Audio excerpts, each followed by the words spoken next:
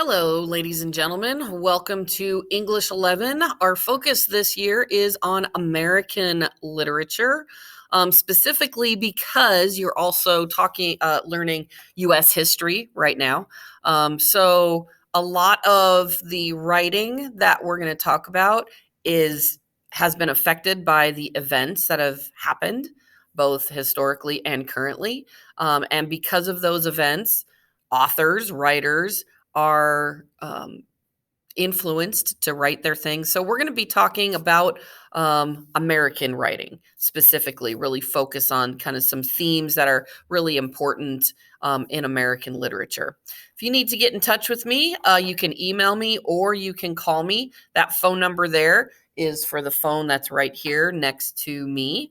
You can also follow me on Twitter if you are interested, although it is my professional Twitter. So there's a lot about reading, there's a lot about teaching, a little of, I follow some authors, so there's some of that kind of stuff, a little bit about football, but for the most part, it is my uh, professional account. My philosophy of education, if you are interested, you can take a look over that. But I would have to say I like to give assignments that are really related to real life, things that you might actually do. While essay writing is a good way to kind of get you started in some academic and professional type of writing, I will say that if you're not a student after high school, if you don't plan to go into college or any higher education in that way, you really don't write a whole lot of essays. So when we do have writing assignments, I do try to make them a little more relatable, a little more practical to the types of writing that you'll actually be doing as an adult. I also it's really important that I find texts that are not just historical American literature texts, but also more contemporary texts that come from a lot of different American perspectives based on ethnicities, race, gender, culture, religion, things like that. Because I do feel like in reading these different types of texts, it can open up our perspective, helps us to understand another person's point of view, and it improves our empathy. So a lot of the texts that we're going to be reading are going to be from other perspectives to kind of help you understand what other people believe, what they think, maybe change your mind a little bit. So if you are more interested in that, just let me know. I'll talk to you more in depth about that. Our weekly schedule. So I have set up a recurring schedule for Zoom meetings. You can see it there. I do have a plan for each of those meetings. It's not just going to be like check in, hey, I'm here. Can you mark me for attendance? And then you'd Zoom back out. I actually do have things that I'd like us to accomplish in that 45 minutes twice a week on Mondays and Thursdays.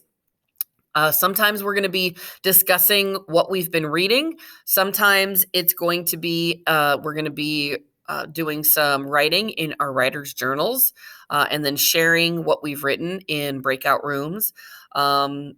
Sometimes we might be playing a game, but do plan on joining those Zoom meetings. If you'll notice, the time that's set aside for your class, that like hour and 50 minutes, I've actually tried to put our Zoom meetings at the end. So it's not going to be right at 8 o'clock for first period people. Give you a little bit of time to wake up, maybe get a cup of coffee, Zoom in around 9 so that we can have those discussions. Office hours on Tuesdays and Fridays, since we'll be Zooming on Mondays and Thursdays. If you have a question, you can ask me then. But if you have something on Tuesday and Friday that you would not want to talk to me about, you want to call or do a video conference, I'm available during those times. And I've also set time aside Monday through Friday specifically to communicate with parents on the phone or through a video conference. Email, I can email you at any time. So that doesn't really fit into that time period. Wednesdays, I have PLCs, so I am available all day. It's just I want you to know from 8 to 9:30, I'm in a meeting, so I can't pick up the phone, or I'm probably not going to get right back to you. Okay. So, what are we going to do this year? Well, this is what we have planned so far. So, for our units of study, the first semester, which if we're still in distance learning is actually the first quarter, I do expect you to do some daily independent reading. So it can be a book, it could be an ebook, it might be a blog if there's somebody you follow, it might be news.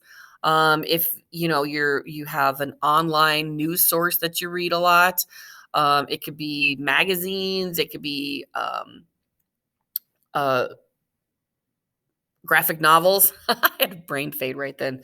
But I am going to be asking you to do some reading every day and kind of writing about your reading. So when we do have those Zoom meetings and we're talking about what you're reading and finding some of those nuggets in that reading, we can have those discussions.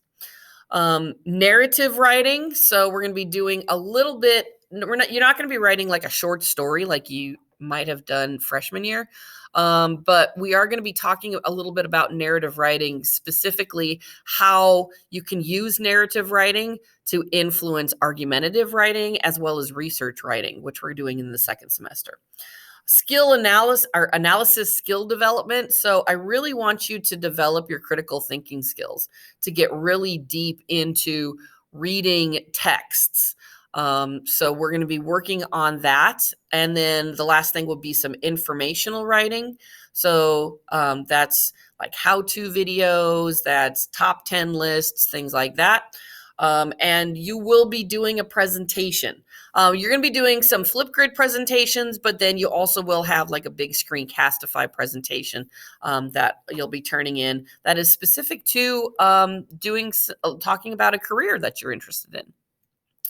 And then second semester, depending on if we're doing distance learning or in person, for distance learning, we'll be doing the same thing we're doing first semester.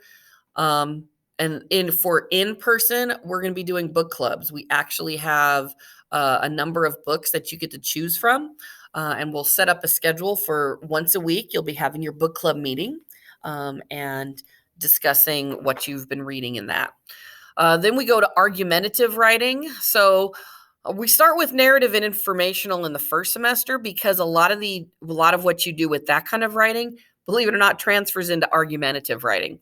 So we're going to be doing some letters to the editor, some op-eds, things like that. We'll be reading a play. So we'll be doing some of that skills analysis that we learned in the first semester. We're going to transfer that over to reading a play. And then we end the year with research writing and you'll do a presentation with your research writing. That's really to kind of set you up for that senior project that you end up doing senior year. Okay, so the grading scale is like this. 40% of the grade is in the reading area, 40% is in writing, 20% is in speaking and listening. So that's speaking and listening, that's the Flipgrid presentations and the Screencastifys. If we're in person, we're going to be doing Socratic seminars, we'll be doing fish bowls, a lot of different kinds of discussion things like that. So it just kind of depends on if we're still distance learning or in person, what that is going to include. But just kind of for right now, understand that the speaking, it's going to be more speaking than listening. Just as we're doing the videos, it'll be the Flipgrid and the Screencastifys. I do standards-based grading. So that means that I don't, the skills-based, let me try this again. The standards-based grading, it's based on the standards. So based on grade 11 reading and writing standards, that's how I determine if you've met the grade level expectation or if you're above, or if you're progressing, you're having a little bit of a challenge. So for example, assignments are usually on 5 points. A 5 would be exemplary. That means that as a junior, you are doing work at a senior or collegiate level. You're above where you should be. Okay. Satisfactory, that's a 4. So that's right at grade level. You're right where you should be along with all the juniors. If you're at a 3, that's progressing. You're below where you should be. You're working at a 10th grade or below. And if you do get it progressing, what the feedback I'm going to give you is going to be really specific. This is the area you need to fix. This is how you need to fix it. And you will have an opportunity to redo any work that you do in my class and turn it in and to improve your grade. A 2, that's an incomplete. So that's usually if you did half of it. If there's some reading comprehension questions and you answered 1 out of 5 questions, well, there's not enough work. You haven't done enough for me to even tell if you've met the standard. Like, do you even know what the standard is? So again, if you get an incomplete, don't panic. You can redo it. You can fix it, turn it back in, and I will regrade it to improve your grade. And then you'll see a 0 if it's missing, possibly due to a student absence. That's just a placeholder so that your parents and you know, hey, you were gone this day or you didn't get this turned in. Get it turned in. I do not take any points off for late work. I'm one of the few around here that does that. So while that's something to help you, I also would suggest that you don't take too much advantage of that, especially towards the end of the semester or the end of the quarter. Try to get it in on time because that would just help me out.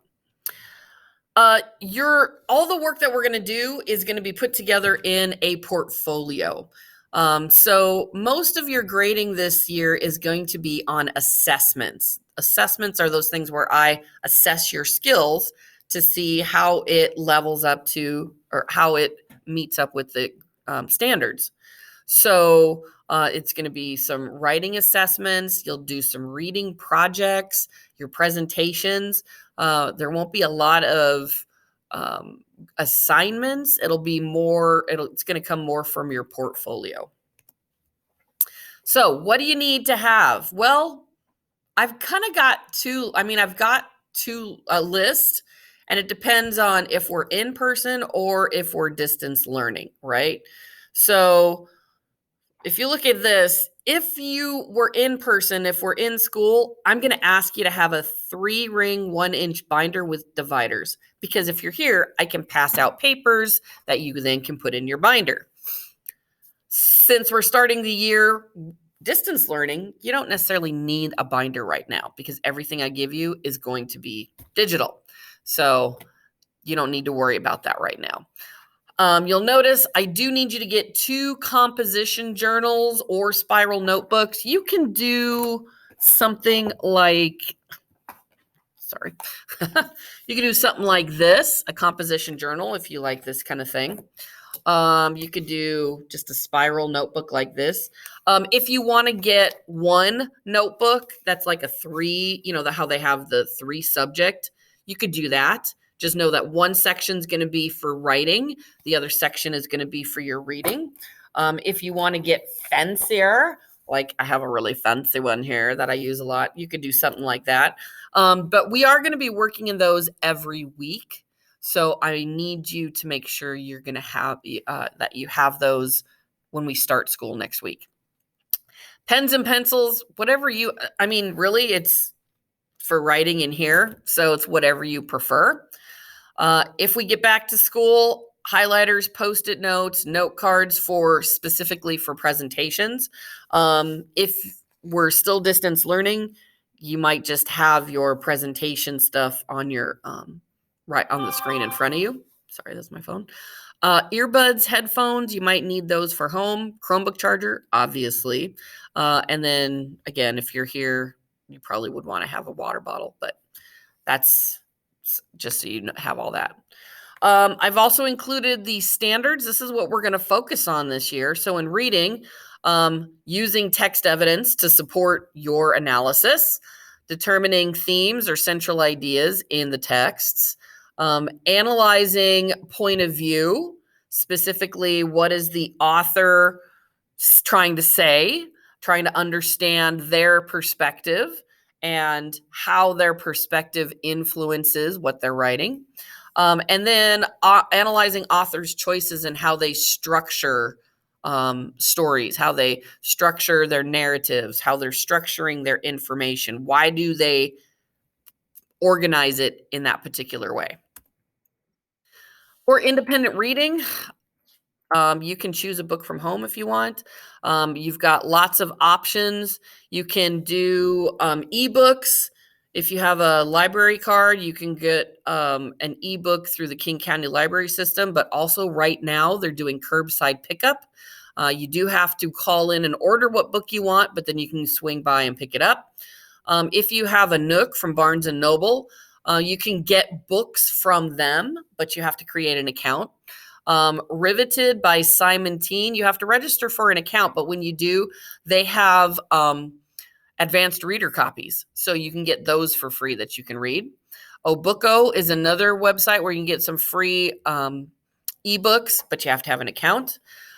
I have a bigger library than I had when I had some of you as freshmen.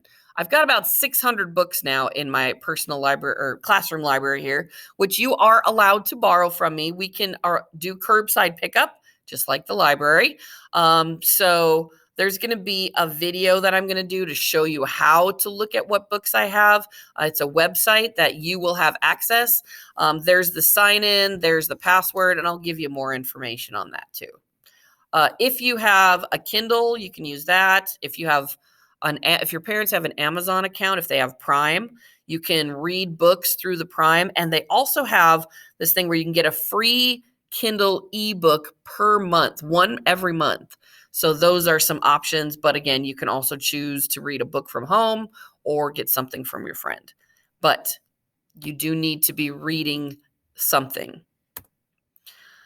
Priority standards for writing, again, argumentative writing, research writing. We're going to be doing narratives and informational writing a little bit now, but we're going to carry that over into argumentative writing later. And the gathering relevant information, how to do that we're going to be doing that with research. Priority standards for speaking and listening, basically evaluating a speaker's point of view, understanding why they're saying what they're saying, what are they really trying to say, what's their perspective, their tone. Tone is a big thing with me in junior year, and then also presenting information. That's part of your presentations. All right. So that's our syllabus. If you have any questions about this, please let me know. Email me or give me a call, and I can clear up anything. But that's kind of what we're going to be doing this year. So I'm excited for next week. Can't wait to see you guys. Take care.